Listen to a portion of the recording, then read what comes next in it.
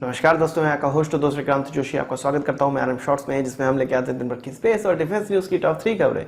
तो चलिए जान लेते हैं। अपनी सबसे पहली खबर में हम लोग बात करें तो वो राफेल की तरफ से आ रही है। पहला भारत के लिए बना हुआ राफेल इस महीने यानी कि अक्टूबर के अंत में अपनी फर्स्ट फ्लाइट के लिए लॉन्च किया जाएगा और इसका नाम होगा RB008 और इस RB सीरीज में 8 एयरक्राफ्ट होने वाले हैं, RB001 से लेके RB008। यहाँ पर RB दर्शाता है राकेश भदौरिया जी का नाम, जो कि हमारे इंडियन एयरफोर्स के डेप्यूटी चीफ थे और उस नेगोशिएशन कमेटी के हेड थे जो की कॉस्ट नेगोशिएशन कर रहा था जब 2016 में यह डील साइन हुई थी। इसके अलावा जो बचे हुए 28 फाइटर एयरक्राफ्ट होंगे उनका नाम होगा BS001 से लेके BS028 तक, जो कि हमारे अभी के air chief marshal BS Dhanoa ji का नाम है। तो दो प्रमुख इंडियन एयरफोर्स के अधिकारियों के नाम पे इन एयरक्राफ्ट का नाम रखा गया है, जो कि इंडियन एयरफोर्स के ऑफिसर्स के लिए भी एक बहुत गर्व की बात है। इससे पहले इस made for India Rafale aircraft की जो पहली उड़ान होने वाली थी वो 14 अक्टूबर को होने वाली थी, जिसके लिए निर्मला सीतारमण जी फ्रांस भी गई थी। उसके लिए नहीं, पूरी जितनी भी तैयारी उसकी हो रही है उसका निरीक्षण करने के लिए गई थी। पर अब यह खबर निकल कर आई है कि अननोन कारणों की वजह से यह अक्टूबर के अंत तक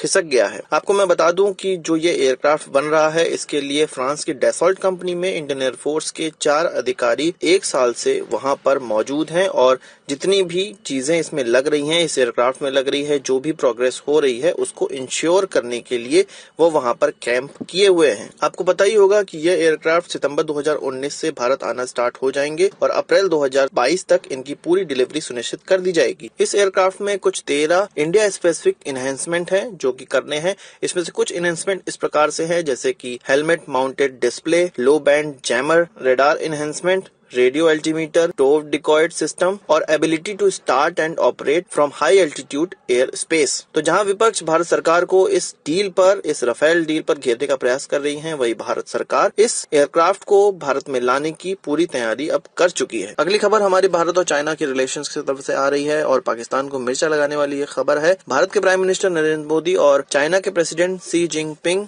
नवंबर में अर्जेंटीना में एक साथ मिलेंगे और यह घोषणा चाइना के एम्बेसडर ने की, मंडे को की है ये अनाउंसमेंट। और यह अनाउंसमेंट तब हो रही है जब भारत और चाइना दोनों मिलकर अफगानी डिप्लोमेट्स को ट्रेनिंग दे रहे हैं, यानी कि भारत और चाइना के जो ट्रेनिंग गुरु हैं, जो डिप्लोमेट्स हैं आप कह सकते हैं, वो अफगानी डिप्लोमेट्स को ट्रेनिंग दे रहे हैं कि किस प्रकार से डिप्लोमेसी इंटरनेशनल लेवल पे करनी है। इसके लिए अभी पहली खेप 10 डिप्लोमेट चाइना पहुंच चुके हैं और चाइना में इंडिया के एम्बेसी में उनके ऑफिशियल ट्विटर के द्वारा यह खबर दी गई थी। तो यहाँ पर दो मिर्चा लगाने वाली खबर है पाकिस्तान को। पहली बात, भारत और चाइना का कोऑपरेशन बढ़ रहा है। पाकिस्तान ये सोच रहा होगा कि चाइना और भारत का कोऑपरेशन तो बढ़ रहा है और हम कर्ज के बोझ तले दबे जा रहे हैं चाइना के। और दूसरी बात, अफगानिस्तान से पाकिस्तान के रिलेशन अच्छे नहीं हैं। वहीं चीन और भारत अफगानिस्तान के साथ रिलेशन अच्छे करते जा रहा है और पाकिस्तान के रिलेशन दिन प्रतिदिन उससे बर्बाद होते जा रहे हैं। तो भारत और चाइना के इस कोऑपरेशन से पाकिस्तान को दो अलग अलग प्रकार के झटके लग रहे हैं। इस प्रकार के अफगानी डिप्लोमेट्स को ट्रेनिंग देने की नींव अप्रैल में प्रधानमंत्री जब यूहान सेंट्रल चाइना का दौरा किए थे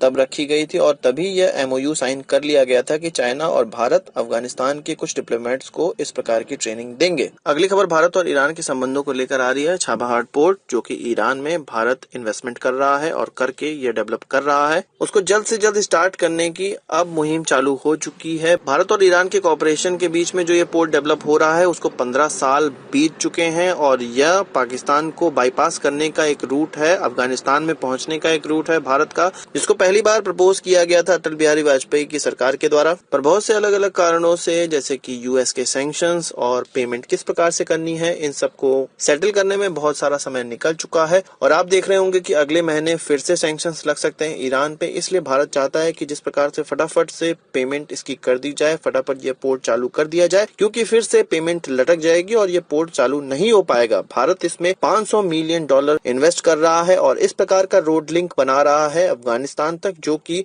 छाबहार पोर्ट से डायरेक्ट पहुंचेगा। भारत और ईरान की इस पोर्ट की पहली बर्थ चालू करने की यह कवायद हो रही है। अभी फुल बर्थ चालू नहीं हो पाई है क्योंकि अभी इतना ज्यादा वहाँ पे डेवलपमेंट नहीं हुआ है। तो पहली बर्थ भारत चाहता है कि एटलीस्ट चालू हो जाए, ताकि जो भी व्यापार भारत और ईरान के बीच में होना है, भारत और अफगानिस्तान के बीच में होना है, वो 1 महीने के कारण लटक ना जाए, क्योंकि 1 महीने बाद ईरान पर सैंक्शंस लगने वाले हैं और भारत फिर इस पोर्ट को जल्द ही डेवलप नहीं कर पाएगा। दोस्तों 3 खबरों के बाद अपनी बोनस खबर की बात कर लेते हैं। इंटेलिजेंस एजेंसी का कहना है कि जो निशांत अग्रवाल है, जिसने कि ब्रह्मोस एरोस्पेस की कुछ डेटा लीक किया है, उसने और भी कुछ नाम बताए हैं जो कि अलग अलग साइंटिस्ट और अलग अलग एम्प्लॉय के हो सकते हैं। और उसने कहा है कि यह साइंटिस्ट और एम्प्लॉय भी अलग अलग प्रकार के सेंसिटिव डेटा भारत से बाहर भेज रहे थे। और उसने यह भी कहा है कि इनको खुद पता नहीं चलता है कि ये जो जानकारी किसी दूसरे व्यक्ति को दे रहे हैं वो भारत के बाहर इन जानकारी को भेज रहा है या वो एक जासूस है। यानी कि अनजाने में ही बहुत से लोग दोस्ती यारी के चक्कर में एक दूसरे को इस प्रकार की जानकारी दे देते हैं और यह जानकारी भारत से बाहर चली जाती है। तो आज की इस वीडियो के लिए बस इतना ही। आशा करता हूँ कोई वीडियो पसंद आया। अगर आप इसको एक बड़ा थम्स अप जरूर देंगे। इस वीडियो से संबंधित कोई सवाल सुझाव तो कमेंट बॉक्स में जरूर आइएगा। और यदि आप स्पेस और डिफेंस न्यूज पढ़ने के शौकीन हैं तो आप हमारी वेबसाइट captainantrix.com पर भी लॉग इन कर सकते हैं। नमस्कार, थैंक यू, जय हिंद।